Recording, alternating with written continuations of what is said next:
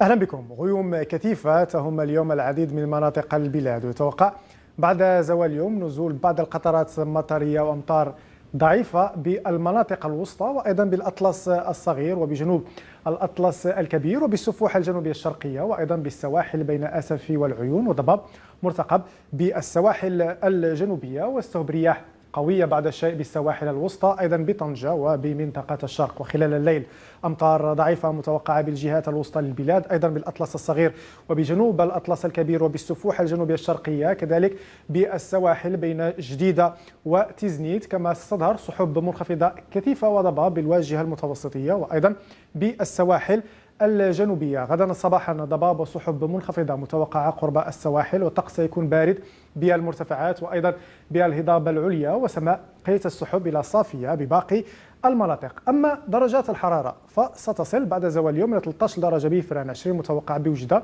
20 متضرر كذلك بالدار البيضاء، و26 درجة بالسمارة. غدا خلال الصباح ستسجل درجة واحدة بفران، 11 بالدار البيضاء، 7 بفاس، و19 درجة متوقعة بمدينة أكادير. يوم الأربعاء سيكون الطقس مستقر مع سماء قليلة السحب إلى غائمة بالجنوب، وستكون صافية بباقي الجهات. ويوم الخميس طقس سيكون غائم بمجمل أرجاء المملكة.